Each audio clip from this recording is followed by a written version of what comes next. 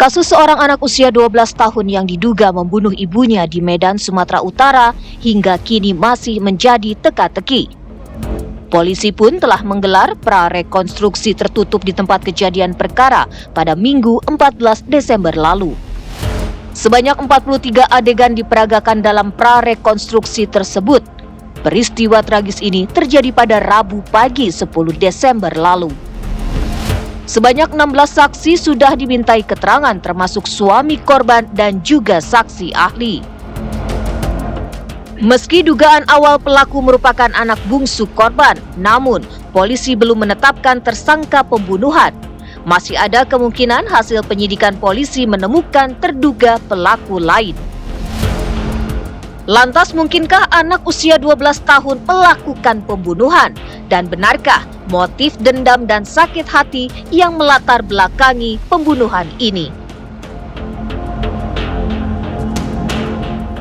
Ya, Polrestabes Medan menyatakan masih terus menyelidiki kasus anak berinisial AL 12 tahun yang diduga membunuh ibu kandungnya di Medan, Sumatera Utara. Terkait dengan kasus anak yang sudah kita sidik, sampai dengan saat ini sudah ada 16 saksi yang sudah kita ambil keterangannya secara pro justitia dan sudah dituangkan di dalam berita acara pemeriksaan. Dan ini akan bertambah terus, baik saksi dari masyarakat, baik saksi dari keluarga, baik saksi dari lingkungan kerja, dan juga saksi ataupun keterangan-keterangan ahli yang kita akan dapat. Saat ini juga tim bersama dengan stakeholder terkait, di dalamnya ada KPAI, ada Dinas Perlindungan Anak, ada Bapas, ada psikolog, kemudian juga di internal kita juga ada tim yang melakukan olah TKP dan tim yang mengecek terkait dengan segala sesuatu ditemukan di TKP, dalam hal ini laboratorium forensik.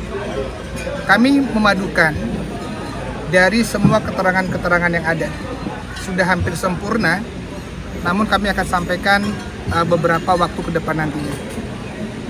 Kemudian untuk penyesuaian antara fakta di lapangan dan seluruh keterangan yang kami dapat, baik saksi dan ahli, kami lakukan penyelidikan dan penyidikan lanjutan dan sudah juga melakukan prarekonstruksi untuk lebih memfirmkan secara saintifik investigasi.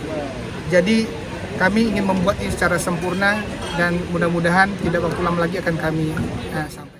Ya, kita akan langsung membahasnya pemirsa bersama dengan sejumlah narasumber. Saya akan perkenalkan untuk Anda yang sudah hadir di studio bersama saya. Di sebelah kanan saya sudah hadir ada Mbak Hanifah Hasna, kriminolog. Selamat malam Mbak Hanifah. Malam Mbak Kinta. Sehat Mbak? Alhamdulillah sehat. Oke, di sebelah Mbak Hanifah juga sudah hadir bersama kami mantan Wakapolri Komjen Pol Purnawirawan Ogroseno. Selamat malam Ogro, sehat? Sehat Mbak Cinta. Selain dua narasumber yang bergabung bersama saya di studio, pemirsa, kami juga sudah terhubung melalui sambungan virtual Zoom. Ada Ibu Diah Puspitarini, Komisioner KPAI yang juga menangani kasus ini. Selamat malam, Bu Diah. Selamat malam Mbak.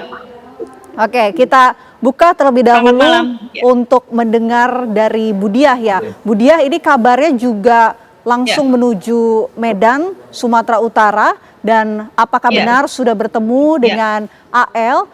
Kita ingin tahu Bu, bagaimana secara psikologis kondisi dari AL saat ini? Ya, terima kasih Mbak. Jadi tadi pagi saya bertemu langsung dengan Ananda AL yang saat itu didampingi dengan UPTD PPA, kemudian Peksos dan juga dari Kanit PPA Polresta Medan, Ibu Dermarinda. Dan kami berbincang santai, anaknya juga sehat dan baik ya, ceria, dan seperti layaknya anak-anak yang lain. Tapi kami memastikan bahwa anak ini saat ini didampingi oleh Peksos dan juga psikolog, kemudian juga kami berbincang, dia juga senang bisa istirahat dengan cukup, kemudian juga bisa istilahnya mendapatkan pendidikan, kemudian juga bisa beraktivitas walaupun saat ini memang berada di safe house begitu Mbak. Oke, dari pantauan dari KPAI melihat kondisi dari AL sendiri, apakah bisa dikatakan bahwa kapasitas emosional anak ini mengetahui begitu tindakan berat seperti pembunuhan, Bu Diah? Iya, dia mengetahui dan anaknya juga menyesal ya Mbak ya. Anak juga menyesal dan ada perasaan sedih juga, tetapi yang terpenting hari ini adalah kita memberikan pendampingan secara psikologis agar traumanya hilang juga, begitu Mbak. Oke, kalau dari pendalaman KPAI, Bu Diah, kira-kira apa motif anak tersebut? Ada permasalahankah sebelumnya dengan ibu kandungnya? Iya, secara umum memang anak ini korban pengasuhan yang salah ya. Saya bisa mengatakan demikian karena ada konflik antara orang dewasa, yakni ayah dan ibu yang kemudian juga berakibat kepada kenyamanan anak di rumah. Kemudian ketika saya tanya apakah anak ini juga mendapatkan perlakuan kasar dan lain sebagainya, iya, ya, termasuk juga anak dibatasi secara interaksi sosial.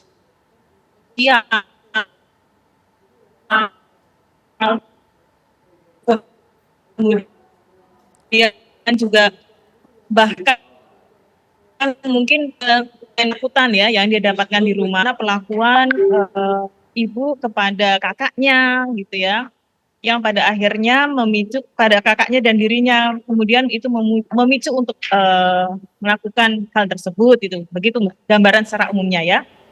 Oke, baik. Saya mau ke Mbak Hanifah. Mbak Hanifah, ini kan kalau kita melihat secara umum ya, publik juga berkesimpulan dengan kondisi saat ini, sejauh ini pendalaman juga masih terus dilakukan oleh pihak kepolisian. Bertanya-tanya begitu, seorang anak usia 12 tahun mungkinkah melakukan pembunuhan, apalagi dengan orang terdekatnya, ibunya sendiri. Kalau dari kacamata kriminologis seperti apa? Jadi begini, kalau kita melihat hubungan antara anak dengan orang tua, yaitu ibu gitu ya, sepertinya, dan usianya masih 12 tahun, seolah-olah ini mustahil. Tapi kalau kita melihat dari bagaimana perkembangan anak ini secara usia 12 tahun itu, secara kognitif belum sempurna.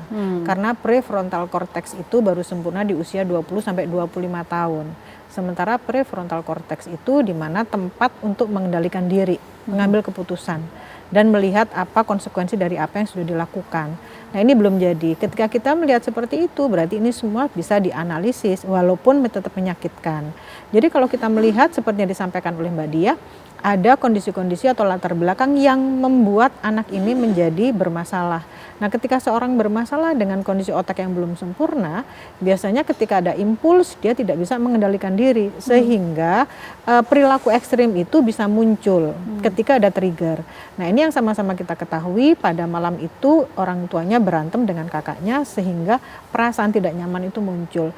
Jadi kalau ditanyakan lagi kenapa dia sampai melakukan 20 tusukan, sebetulnya 20 tusukan itu tidak menunjukkan atau tidak menunjukkan niat sebesar apa niat dia, tapi justru menunjukkan seberapa kesulitan dia mengendalikan diri. Karena bagaimanapun juga otaknya tadi itu belum bisa mencerna apa yang dia lakukan gitu ya. Lalu anak-anak remaja di mana ini usia 12 tahun biasanya proses perilakunya adalah ketika dia emosi, dia akan melakukan aksi, baru dia akan berpikir gitu ya. Berarti emosi, aksi, pikir gitu. Nah ini yang terjadi.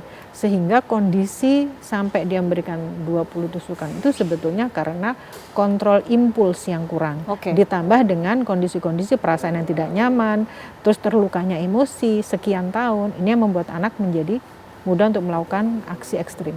Oke, jadi kurangnya impulsif ya, bukan adanya faktor yang kemungkinan anak ini merencanakan begitu pembunuhan ini. Kalau anak umur 12 tahun sejauh ini dari literatur tidak ada yang melakukan pembunuhan dengan perencanaan matang. Oke. Tapi kalau kita melihat dari perkembangan otaknya, biasanya karena dia tidak bisa mengendalikan impuls itu, sehingga dia melakukan kekerasan ekstrim.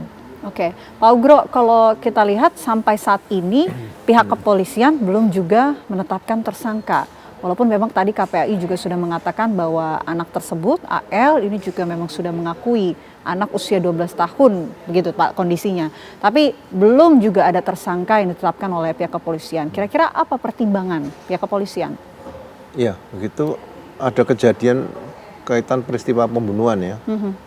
Atau penganiayaan dengan pemberatan lah katakan itu, yang mengakibatkan orang meninggal dunia, penyidik harus melakukan mengolah tempat kejadian perkara dengan sebaik-baiknya, dengan teliti. Itu berangkat awal dari situ. Nah, kemudian untuk bisa menentukan nanti siapa pelakunya, kan harus didukung dengan alat bukti. Baik alat bukti yang didapatkan dari tempat kejadian atau alat bukti lain yang didapatkan dari di luar tempat kejadian. Nah, penyidik berpikir kalau nanti disidangkan di pengadilan, ya kemudian alat bukti tidak kuat, ya saya khawatir kasus seperti Eki dan Vina Cirebon akan terulang hal-hal seperti itu. Jadi makanya penyidik harus ekstra hati-hati. Makanya dengan peristiwa pembunuhan ini, saya juga dengar dipimpin sendiri oleh Kapolresta Medan, Pak Calvin di situ. Nah, analisa kriminalistiknya harus jalan. Oke. Selengkap-lengkapnya, sekecil apapun itu harus dianalisa. Jadi menurut saya pengolahan tempat kejadian perkara dan analisa kriminalistik ini harus benar-benar jangan sampai ada yang tertinggal. Jadi tim ada yang di lapangan, juga ada yang tetap mengolah TKP tadi. TKP ini menurut saya bisa 1 hari 2 hari karena rumah ini kan di tempat ini. Apakah sudah dilaksanakan pemeriksaan tempat kejadian perkara secara penuh 1 hari atau 2 hari? Nah setelah itu mungkin dibuka ya polis lain dan sebagainya. Kalau ditutup sampai kasus terungkap kan mereka tinggal di mana dan sebagainya kan sulit ya.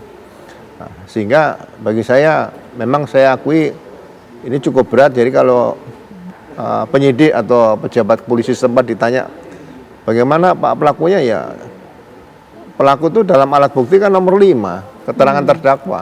Nah, terdakwa juga berhak diam di situ kan, di situ. Nah ini alat mungkin harus bukti yang ekstra terpenting hati-hati. ya. Ya ekstra hati-hati, ya tetap didampingi oleh seperti psikolog dan sebagainya supaya jangan sampai dalam tekanan hanya dipaksakan segera diajukan pengadilan saja, diduga nggak ada saksi lain cukup. Itu mungkin suatu hal yang harus dihindari oleh para penyidik nantinya seperti itu. Oke, mungkinkah pertimbangannya karena saat ini memang sejauh ini terduga yang kita sebut dengan terduga pelaku ini adalah anak-anak di bawah umur, usianya 12 tahun, Pak Ugro? Ya siapapun pelakunya, tapi nanti alat bukti itu kalau tidak bisa mendukung bahwa dia pelakunya, juga di pengadilan pasti akan lolos di situ. Jadi menurut saya mungkin ekstra hati-hati. Seperti contoh ya, kasus tahun 90 aduh, tahun 82 atau 83 ya, itu mayat potong 13 sampai sekarang juga tidak pernah ketemu. Di Jakarta loh ya, dulu waktu saya masih Letnan 2 tuh ya. Jadi benar-benar ini pekerjaan yang sulit, tapi kalau saya lihat kasusnya mudah-mudahan bisa terungkap lah seperti itu. Oke.